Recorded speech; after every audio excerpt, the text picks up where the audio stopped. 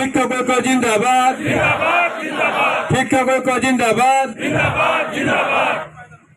আমাৰ সৰকাৰে টিউটৰ খোঁজালেও আমি হৃদয়েৰ পৰ আমি শিক্ষক, আৰু এই শিক্ষকতা আমাৰ মান মৰ্যাদা আমি পুনৰ ঘূৰাই লোৱাৰ বাবে আমাৰ মৰ্যাদা অক্ষুণ্ণ ৰখাৰ বাবে আমি যি যুদ্ধ আৰম্ভ কৰিছোঁ, সেই আমাৰ মৰ্যাদাৰ বাবে এই অৱস্থাত ধৰ্মঘট আমি কৰিবলৈ বাধ্য হৈছোঁ। শ্ৰদ্ধাৰ সতীৰ্থবৃন্দ, মূল কথালৈ আহোঁ। আমি আজি তিনিদিনীয়া অৱস্থান ধৰ্মঘটৰ প্ৰথম দিন।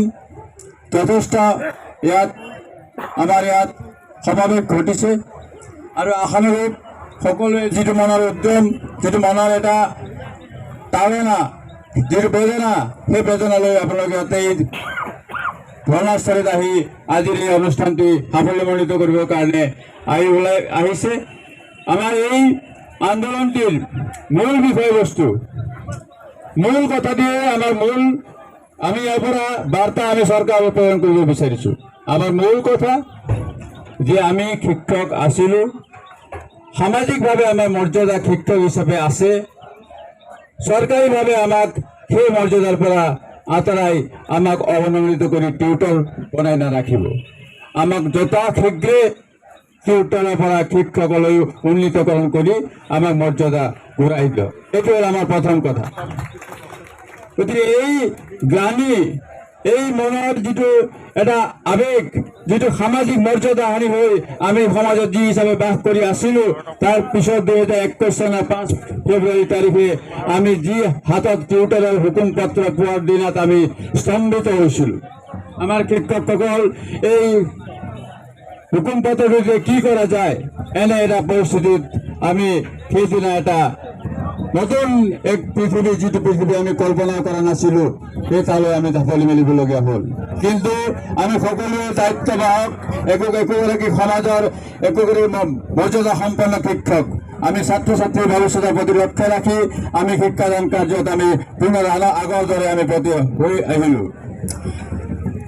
তাৰপিছত প্ৰাথমিকৰণৰ যি আওতা আছিল, সেই আওতাত এক নতুন নিয়মৰ, নতুন আইনৰ মাজেদি আমাক এতিয়া এক দৰমহা, যাক আমি দৰমহা বুলি ক'ব নোৱাৰোঁ, মজুৰি, এক দৈনিক 360 টকা, 370 টকা দৈনিক মজুৰিত আমি আজি পাঠদান কৰিবলগীয়া হৈছে।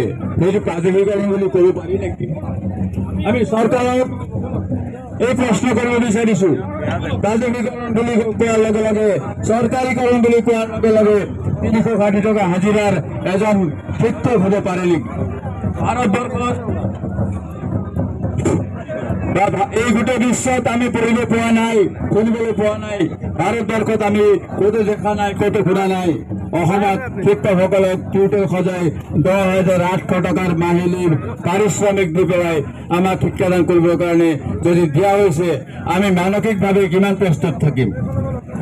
আমাৰ সামাজিক মৰ্যাদা হানি হৈছে, তাৰ লগতে আমি পাৰিশ্ৰমিক হিচাপে যি টকা পাই আছোঁ, সেইখিনি টকাৰে আমাৰ এই সমাজত যিটো স্থান, সেই স্থানটো আমি অক্ষুণ্ণ ৰাখিব পাৰিম জানো?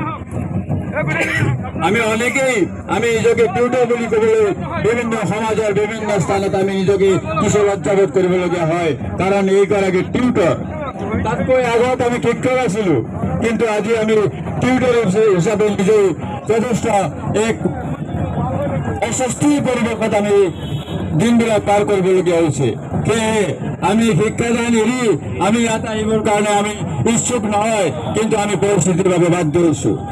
গতিকে চৰকাৰক এই স্থানৰ পৰা আমি পুনৰবাৰ আহ্বান জনাইছোঁ যে আপোনালোকে আমাৰ কথা শুনক, আমাৰ যি দুখ, আমাৰ যি মৰ্যাদা আছে ঘূৰাই দিয়ক। তাৰ বাবে যিখিনি ব্যৱস্থা কৰিব লাগে অনতিপলমে কৰক। ইতিমধ্যে আমাৰ সভাপতি মহোদয়ে এইখিনি কথা আপোনালোকৰ আগত ব্যক্ত কৰিছে।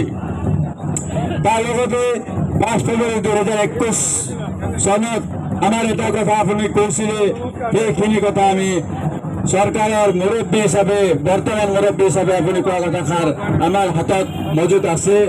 সেই মজুত থকা কথাখিনি আমি ইয়াৰ জৰিয়তে আপোনালোকক শুনাব বিচাৰিছোঁ।